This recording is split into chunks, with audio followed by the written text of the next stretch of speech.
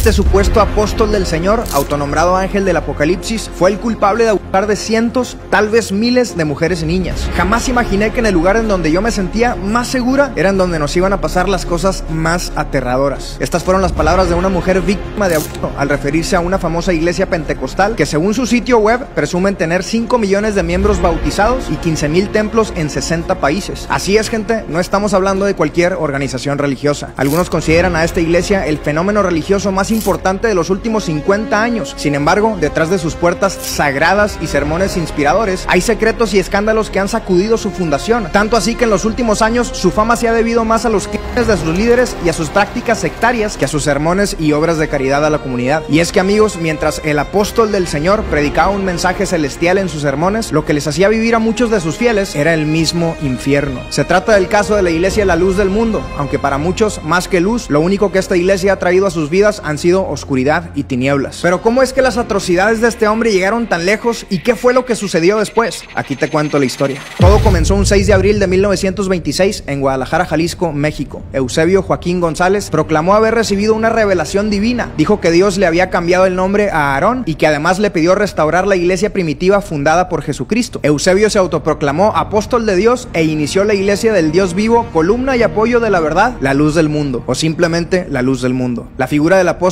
dentro de esta organización es la más importante. Sin él no existe la iglesia, no hay doctrina, no hay enseñanza y no hay salvación. Los miembros creen que todo lo que tienen, como su trabajo, la comunidad o la salud, es gracias a que el apóstol ora por ellos. No hay nadie por encima de esta figura y cuestionar cualquier acción, palabra o idea de este hombre puede ser considerado pecado, porque sería como dudar de la decisión de Dios al elegirlo como el apóstol. Su mensaje de prosperidad hizo que la iglesia fuera creciendo rápidamente y en 1953 el gobernador de Jalisco le obsequió a la iglesia 14 hectáreas de terreno para que allí pudieran construir su templo. A este lugar hoy se le conoce como la Hermosa Provincia y es habitado casi exclusivamente por miembros de la iglesia. Antes de su muerte, Eusebio dijo haber tenido otra visión del cielo que nombraba a su hijo Samuel Joaquín, de 27 años, como apóstol del Señor y ángel del Apocalipsis.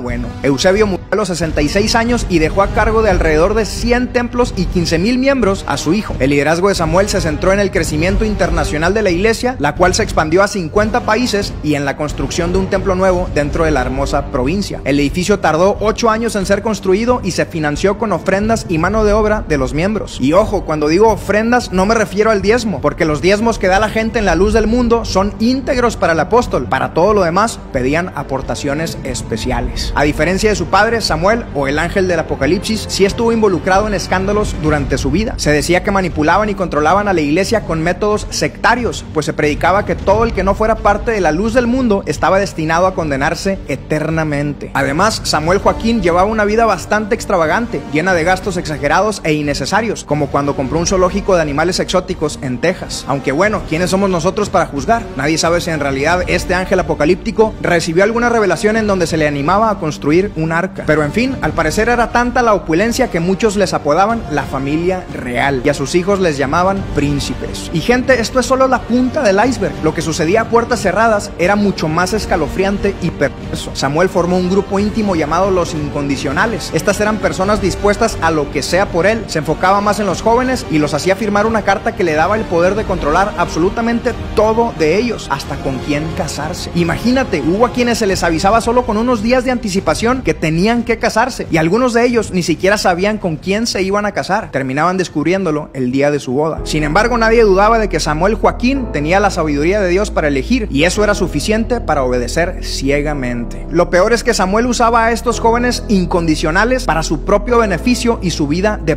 y solo unas pocas víctimas valientes se atrevieron a levantar la voz. En los 90s, 5 mujeres anónimas y un hombre llamado Moisés Padilla presentaron una denuncia contra Samuel, acusándolo de violación. Lamentablemente el gobierno no actuó y el caso fue desestimado por la falta de evidencia, aunque muchos creen que esto se debía a sobornos que él hizo a gente del gobierno. El caso es que las víctimas no recibieron ningún tipo de apoyo, ni de otros líderes de la iglesia, ni de las autoridades. Por el contrario, a las víctimas les arruinaron la vida. La iglesia las trató con hostilidad, las consideraron apóstatas y por si fuera poco, sufrieron el rechazo de sus propias familias, a quienes evidentemente les habían lavado el cerebro por completo. Amigos, este proceso de y de abuso comenzaba desde la niñez de los miembros de la iglesia. Desde pequeños, sus padres les enseñaban que Samuel Joaquín era lo más importante de sus vidas y que servirle era la máxima bendición. Por su parte, el supuesto ángel del Apocalipsis tenía sus propias estrategias para abusar exitosamente de estas personas. Este hombre usaba a sus propias secretarias como agentes para buscar y preparar mentalmente a sus víctimas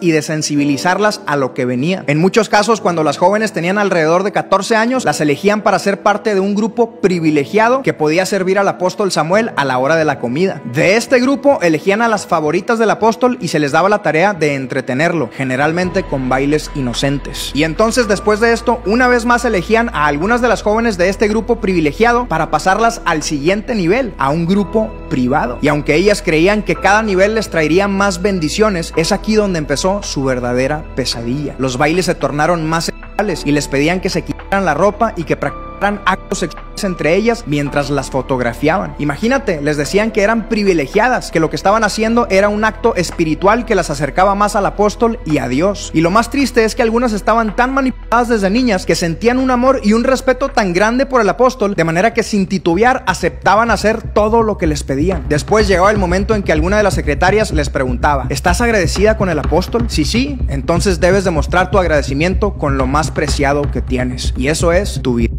Después de que este hombre enfermo abusara de ellas, la secretaria tomaba un pañuelo para recoger la sangre y mostrársela a Samuel como señal de que las jóvenes eran vírgenes. Y es así como el apóstol Samuel Joaquín convertía a sus jóvenes víctimas en concubinas para usarlas cada vez que se le antojara. E incluso si estas jóvenes se llegaban a casar, él las seguía llamando para que les sirvieran. Este monstruo no tenía límites. Este viejo asqueroso y sus ayudantes les hacían creer a sus víctimas que el ser sus esclavos sexuales iba a ser la bendición más grande que podían recibir en su vida. Sin embargo, obviamente esto terminó siendo una maldición que las dejaría marcadas para siempre. En el 2014, a la edad de 77 años, Samuel Joaquín falleció de cáncer. La gente estaba triste y en pánico. La persona que les podía dar salvación ya no estaba. Pero su esperanza no moriría por mucho tiempo. Tan solo unos días después, el 14 de diciembre del 2014, a través de otra revelación de parte de Dios, anunciaron al siguiente apóstol del Señor y nuevo ángel del Apocalipsis, uno de los hijos menores de Samuel, Naasón Joaquín. Sigo sin entender la obsesión de estos tiranos por ser llamados ángeles del Apocalipsis. Tal vez era su manera de tener un título que sonara poderoso y temible ante los religiosos. En fin, antes de ser apóstol, Naasón ya tenía una reputación bastante manchada. Era un secreto a voces que Naasón tenía amantes de planta desde su adolescencia. Incluso su padre lo sabía y aún así lo preparó para ser su sucesor. Aunque eso tampoco debería ser sorpresa para nadie, porque los dos eran iguales. Naasón usaba los mismos métodos que Samuel, su padre, pero dicen que él era mucho más agresivo y déspota. Incluso hay víctimas que dicen que su sentimiento hacia Samuel era de amor, pero con Naasón solo sentían miedo. Reclutaba a mujeres de la misma manera que su padre y las iba preparando para poder entregarle lo más valioso que tenían al apóstol. Este hombre tenía jóvenes asignadas para que los satisfacieran sexualmente todo el día. Dicen que una de sus reglas espirituales era despertar y dormir con un acto sexual, y esto con diferentes víctimas en cada ocasión. Claro, entre más íntimo era el círculo, más depravado. Se practicaban cosas como el BDSM, orgías, incesto y la zoofilia. Este desgraciado tenía grupos en todas las ciudades a donde iba. Una mujer cuenta que eran 5 o 6 grupos por ciudad y que cada grupo era de 8 a 10 jóvenes. Y es que, gente, recordemos que estamos hablando de una iglesia que tiene ubicaciones en 60 países. Imagínate de cuántas personas abusó este enfermo, cuántas vidas dejó completamente deshechas a cambio de una supuesta gran bendición terrenal y la salvación eterna. Desgraciadamente, sus seguidores estaban tan manipulados y lavados del cerebro por la religión que les vendieron desde niños que la iglesia seguía admirando a este depravado. Lamentablemente no podían ver más allá de las vendas que les pusieron en los ojos y a las que ellos mismos estaban aferrados, porque si bien muchos no tenían ni idea de lo que estaba pasando, muchos otros, a causa de su fanatismo ideológico, fueron facilitadores del abuso. Y es que quienes eran conscientes de las atrocidades de la luz del mundo y su líder seguían alabando a su ángel del Apocalipsis, tanto que hasta le consiguieron el Palacio de Bellas Artes en la Ciudad de México para recibir un homenaje. Imagínate. No era sorpresa entonces que este hombre se sintiera intocable. Sin embargo, la esperanza que se había perdido en las víctimas que permanecieron en silencio, de pronto resurgió en un momento inesperado. Por fin algo comenzó a cambiar. Una voz se alzó contra él, la primera chispa de resistencia que marcó el inicio del camino hacia la justicia. A través de Reddit, Xochitl Martín, hoy una de las principales voceras en contra de Naasón, rompió el silencio y contó su historia de abuso. Xochitl tenía solo 9 años cuando fue forzada a actuar como sirvienta sexual de los líderes de la iglesia, incluyendo a Samuel Joaquín Flores y después a su hijo Nazón Joaquín García. Tras su acto de valentía, el movimiento de Xóchitl contra Nazón creció y de pronto más mujeres comenzaron a contar su historia. Solo 5 valientes se levantaron, pero solo esas 5 bastaron. Estas mujeres, conocidas como Jane Doe 1, 2, 3, 4 y 5, denunciaron anónimamente a Nazón Joaquín en Estados Unidos y proporcionaron la evidencia suficiente para su arresto. El 3 de junio del 2019, Nazón y 2 mujeres, Alondra Ocampo y Susana Medina, fueron detenidos en Los Ángeles y acusados de 26 delitos relacionados con el abuso de menores, tráfico de menores, producción, distribución y posesión de pornografía infantil, violación y extorsión.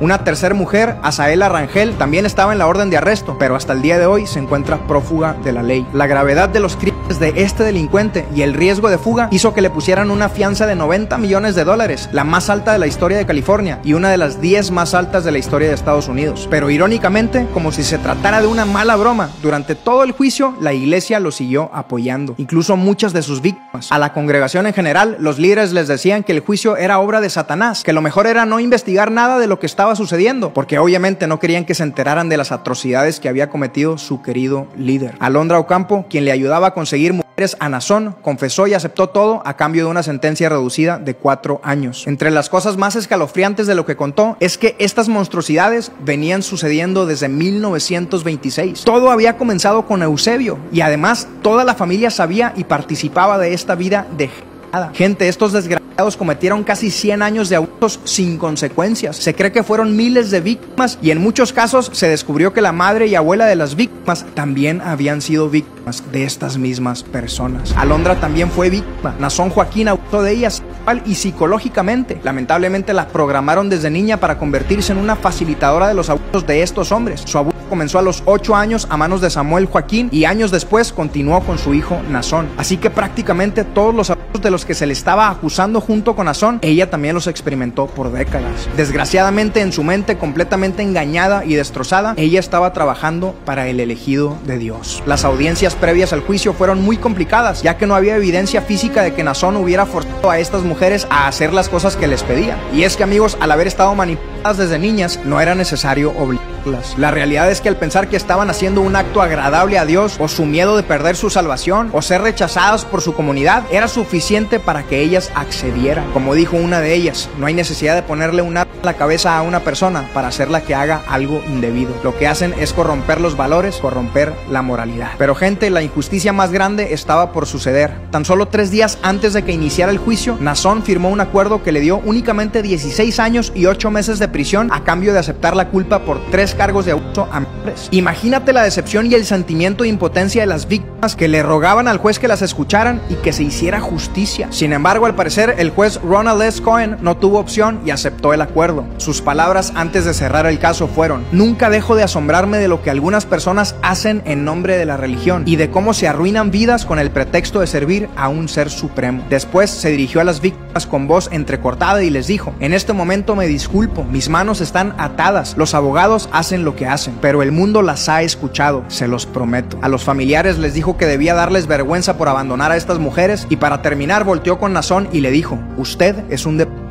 sexual. Originalmente eran 26 cargos en su contra y una fianza de 90 millones. Este caso se trataba de algo sumamente serio, pero al final todo se redujo a una ridícula sentencia de 16 años. Y aún más frustrante fue saber que solo unas semanas después le redujeron la sentencia a 11 años y 8 meses por buena conducta. Hazme el favor, gente, tan solo hagamos la comparación con el caso de Keith Raniere, el líder de la secta NXIVM. A él le dieron 120 años por los delitos de pornografía infantil y trabajo forzado. O a Harvey Weinstein, un magnate cinematográfico, que le dieron 38 años por 3 cargos de violación. Pero a esta basura apocalíptica solo le dieron 11 años, porque supuestamente el ángel se portó muy bien en la cárcel. Sorprendentemente, a pesar de todos sus delitos y la propagación masiva de su caso, el día de hoy Nazón sigue liderando a la iglesia a través de llamadas y cartas. Sus miembros continúan defendiéndolo y considerándolo una persona íntegra. Afirman que la iglesia sigue firme y que esperan que pronto el apóstol del Señor sea liberado. En México también hay demandas civiles y penales en contra de Nazón, y las víctimas están pidiendo que otras personas también se atrevan a denunciarlo para que no salga de la cárcel, pues espera que él sea liberado en marzo del 2031. Ojalá el sistema no vuelva a fallarle a las víctimas y se pueda hacer justicia para todas ellas. Amigos, este caso es un gran recordatorio de la importancia de proteger a nuestros niños y de no dejarnos llevar por cualquier figura de autoridad. Los hijos siempre deberían ser nuestra prioridad número uno. No podemos dejar que alguien más haga lo que quiera con ellos, ni siquiera a cambio de bendiciones. Algo que me gustaría dejar en claro es que esto en ninguna manera pretende ser una crítica en contra de la iglesia. Creo que las iglesias son lugares importantes, de los pocos espacios en donde se sigue hablando de valores inmutables y principios atemporales que nos hacen aprender y crecer como personas de bien. Sin embargo, la confianza depositada en figuras de autoridad o en instituciones, ya sea en el ámbito religioso o social, no puede ni podrá jamás sustituir la vigilancia y responsabilidad que tenemos nosotros como padres y cuidadores. La educación y la comunicación abierta comienzan en casa y son herramientas poderosas para empoderar a nuestros hijos y darles las habilidades necesarias para reconocer y enfrentar situaciones de riesgo de la mejor manera. Es sumamente importante de que los niños tengan la seguridad de que en sus padres siempre podrán encontrar un par de oídos atentos para escucharlos, un par de ojos para hacerlos sentir notados, una voz sabia para hacerlos sentir guiados y un amor incondicional que provea un refugio para hacerlos sentir protegidos. También recordemos que los hijos nos observan y están más conscientes de su entorno de lo que a veces podríamos pensar y son sumamente influenciados por lo bueno y lo malo de nuestras vidas. No es ningún secreto que los hijos imitan los patrones de conducta de sus padres. En este caso se podría aplicar el término transmisión intergeneracional del trauma, el cual describe cómo las experiencias traumáticas como el abuso pueden transmitirse de una generación a otra, no solo a través de acciones directas, sino también a través de patrones de comportamiento, creencias y valores internalizados. Date cuenta de cómo el ciclo de abuso siguió repitiéndose con cada apóstol. Y también por su parte, las mujeres que fueron abusadas después procedieron a participar indirectamente en el abuso de sus hijas al permanecer calladas y permitir que sus niñas fueran usadas de la misma manera que ellas lo fueron. Amigos, los padres tenemos una enorme responsabilidad de ser agentes de bendición y no de maldición en la vida de nuestros hijos. Es necesario que de vez en cuando nos detengamos a reflexionar en nuestras acciones, en nuestra forma de pensar y en lo que estamos transmitiendo a los demás,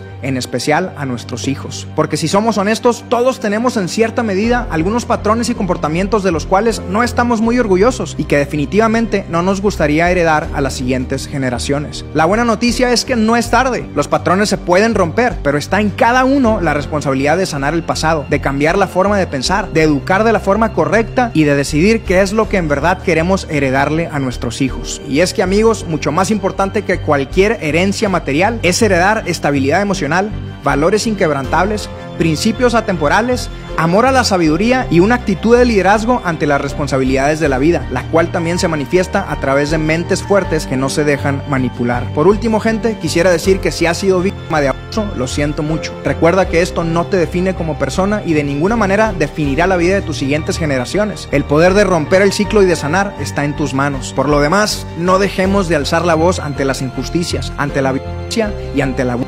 Defendamos a las víctimas y pidamos a las autoridades justicia para todos aquellos que han sufrido. Sigamos educando y siendo empáticos con los demás para que ni la vergüenza ni el miedo sean causa de que un violador esté suelto en las calles. Porque, gente, solo así podremos crear sociedades más justas y libres de abuso, en donde cada individuo tenga el derecho y la oportunidad de vivir una vida digna y plena.